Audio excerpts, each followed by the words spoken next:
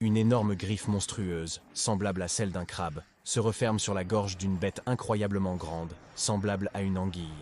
Les terribles tentacules ondulants de la bête s'enroulent et se fixent sur l'immense crustacé, puis les faisceaux de rayonnement gamma à haute intensité commencent à voler. Pendant ce temps, des légions de centaures sans peau nagent dans les eaux autour d'eux, savourant la violence. Et au milieu, un bateau solitaire, le SCP Smithers, manœuvré par une équipe d'opérateurs de forces d'intervention mobile qui fait tout ce qu'elle peut juste pour survivre. Il y a ceux qui considèrent l'espace extra-atmosphérique comme le summum de l'exploration, le seul endroit que les explorateurs n'ont pas encore cartographié et compris. Cependant, certains des mystères les plus obscurs de l'univers se trouvent sur notre propre planète, tout au fond de l'océan. 95% de l'océan profond reste totalement inexploré, et les petites bribes que nous avons obtenues dessinent l'image de quelque chose de véritablement extraterrestre. Des calamars géants, des organismes qui peuvent respirer de l'azote, des poissons prédateurs luminescents et des requins aussi vieux que la Terre elle-même. Même la Fondation SCP a encore du mal à comprendre pleinement la profondeur de l'océan et les êtres étranges qui y résident. L'une des découvertes aquatiques les plus inhabituelles de l'histoire de la Fondation est celle de SCP-3700.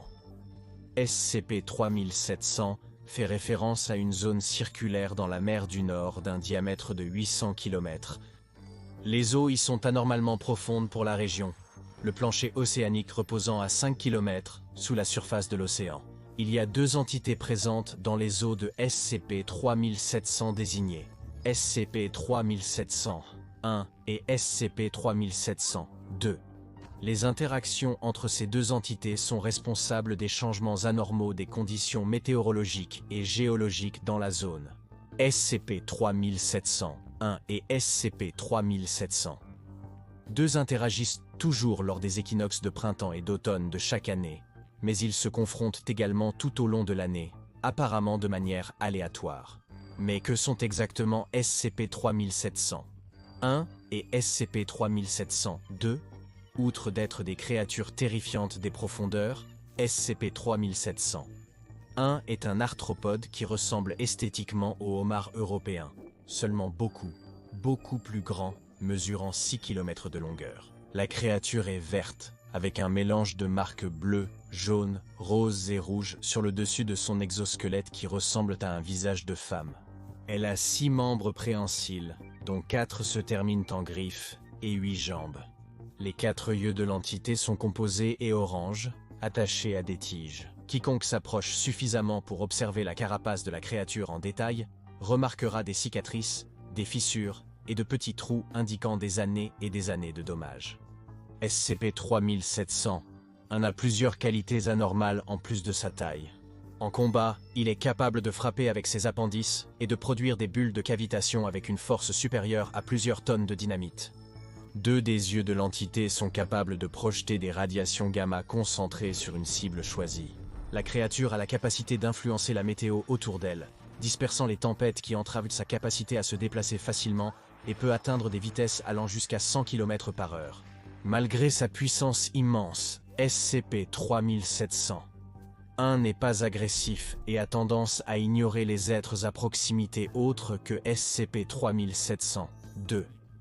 En parlant de SCP-3700-2, c'est une entité de 32 km de long, ressemblant à une anguille pélican sous tous les aspects, sauf pour sa taille massive et les 13 appendices qui entourent la section médiane de son corps.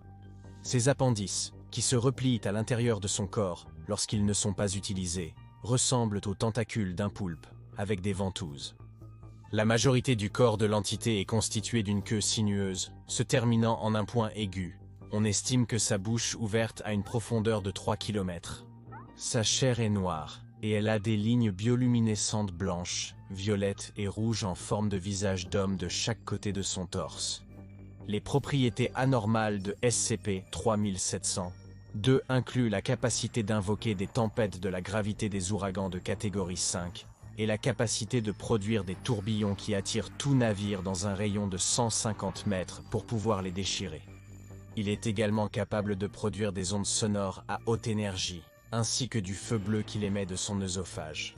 Lorsque les deux entités interagissent, Cela se traduit par une lutte épique alors que chacune commence à tenter de détruire ou de soumettre l'autre. Lorsqu'un est victorieux, des changements immédiats dans la zone suivent. Lorsque SCP-3700-1 gagne, les tempêtes et les conditions météorologiques difficiles dans la zone se calmeront immédiatement, et une ère de fertilité et d'abondance commencera. Les taux de reproduction de la faune dans l'océan et sur les îles avoisinantes augmentent de 3 fois, et le rendement des cultures double. L'océan lui-même devient de plus en plus actif, et les taux d'érosion des côtes de l'archipel augmentent.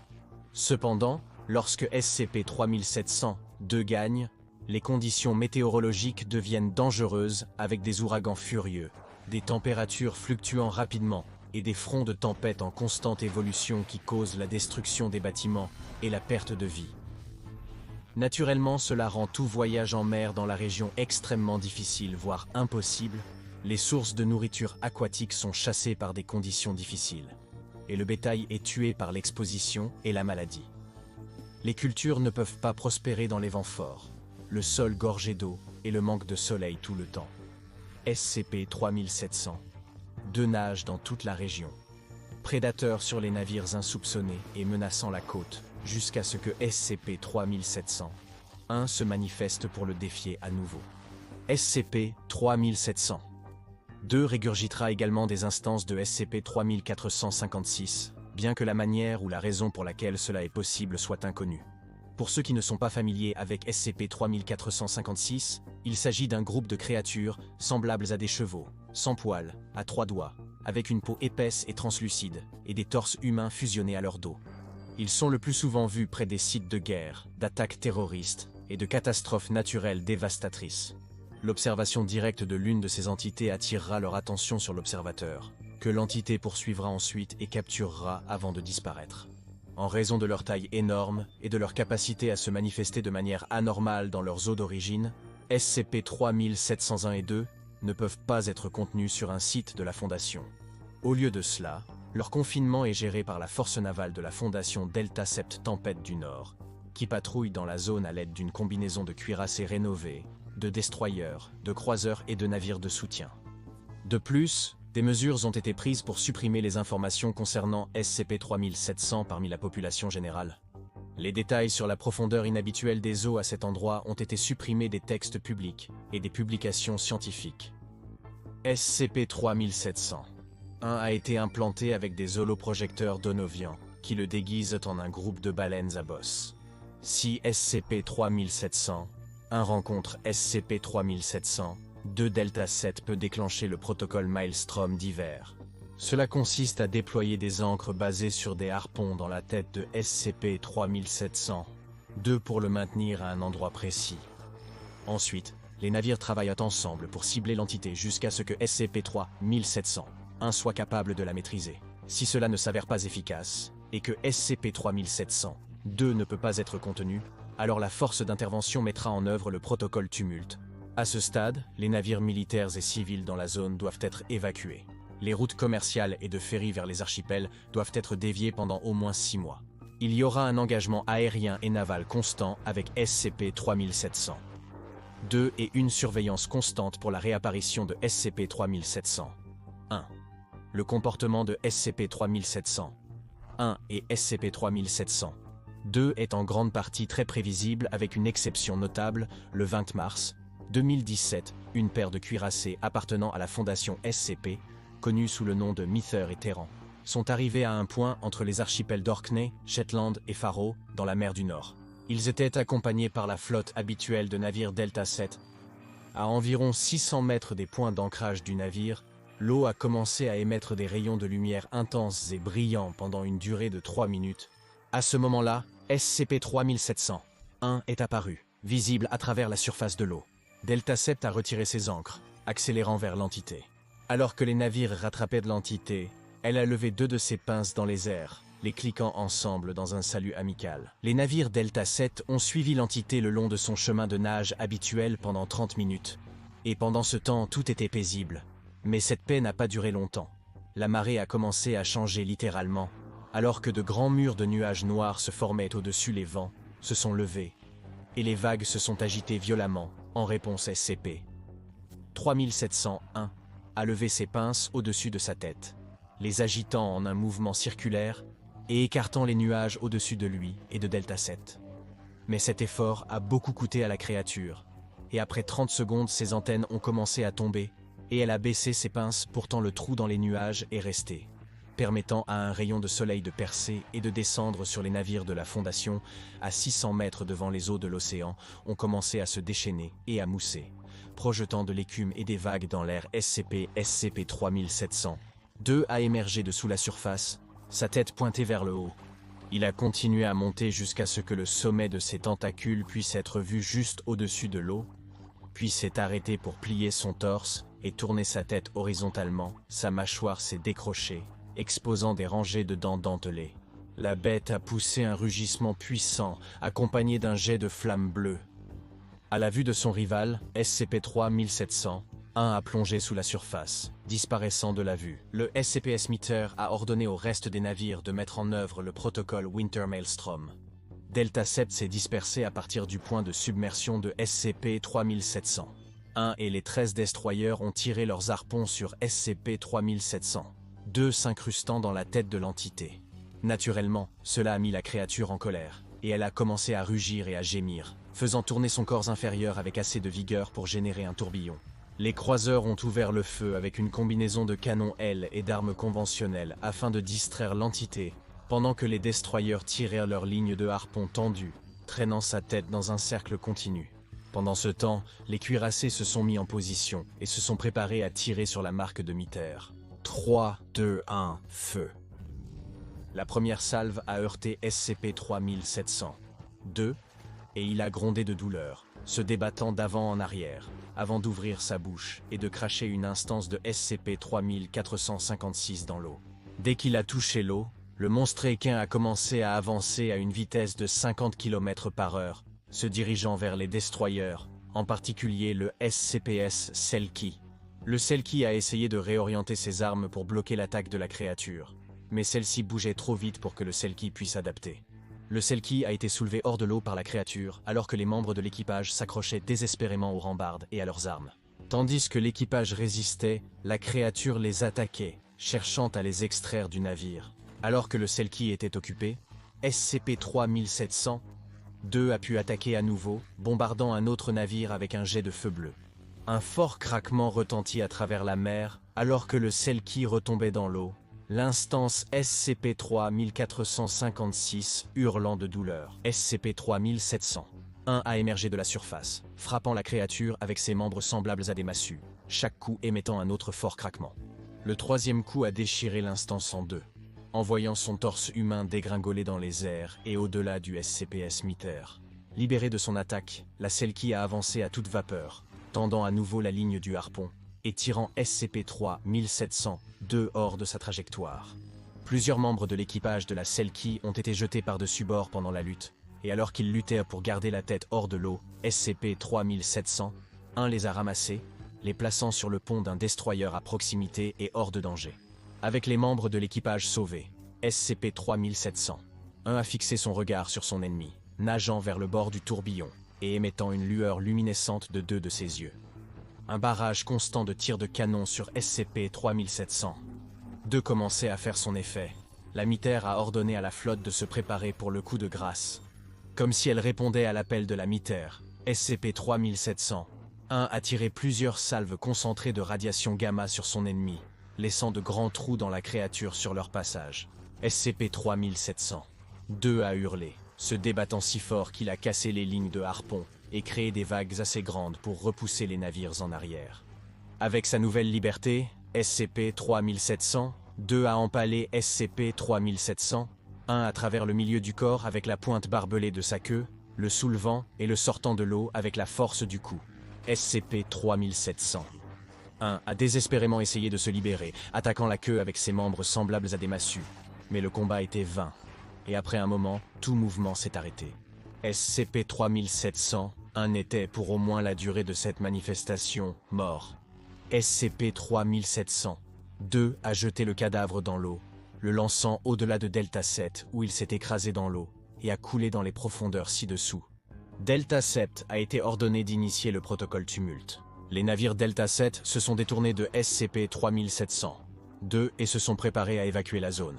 L'un des navires, le SCP Astrozani Beast, a ralenti derrière le reste de la flotte, émettant des quantités inquiétantes de fumée avant de s'arrêter. Pendant ce temps, le SCP-3700, 2 enragé et enhardi, a agrandi la taille de son tourbillon, fixant son regard sur les navires en retraite et la bête de Strossani affaiblie. Le navire a tenté de fuir, mais les moteurs étaient complètement hors d'usage et ne répondaient pas. Le navire a été pris dans le tourbillon et tiré malgré lui vers le SCP-3700. 2. Alors que l'équipage regardait impuissant et terrifié, un tentacule s'est élevé des profondeurs, enveloppant le vaisseau et le traînant vers la gueule béante de l'entité. Soudain, le SCP-3700-1 a explosé dessous la surface de l'eau, sautant entre le navire et le SCP-3700, coupant le tentacule en deux et libérant la bête de Strossani de son emprise. Le SCP-3702 a crié et mordu le SCP-3701, qui a réagi en émettant de puissantes lumières et infligeant des dégâts suffisants pour stopper le tourbillon du SCP-3702. Un autre tentacule a émergé de l'eau, tirant sur les jambes du SCP-3700, et les arrachant de son corps. Mais le SCP-3700 a répliqué de la même manière, frappant le SCP-3700, avec ses membres semblables à des massues depuis l'intérieur de sa bouche. Tout à coup, la mâchoire inférieure du SCP-3700, a été arrachée et est tombée dans l'eau avec le SCP-3700, toujours à l'intérieur. Le SCP-3700, s'est débattu en vain, devenant de plus en plus faible. Il a libéré un dernier jet de feu avant de s'effondrer. Delta Sept a interrompu la retraite, observant la scène à la recherche d'un signe de victoire. Mais après 5 minutes, aucune des entités n'avait bougé. Delta Sept est retourné sur le lieu de la bataille pour enquêter, et a constaté que ni l'une ni l'autre des entités ne bougeaient et semblaient toutes deux être décédées. Peu de temps après que Delta Sept a atteint la zone, les 2 entités ont disparu, laissant un seul objet rond non identifié qui a coulé sous la surface, où SCP-3700 venait d'être. Les nuages muraux en altitude se sont dispersés, laissant à leur place des cumulonimbus standards. Les eaux elles-mêmes sont restées agitées. Le SCPS est incertain de la prochaine étape. MITER a transmis une radio au commandement. Ici Delta Sept à commandement.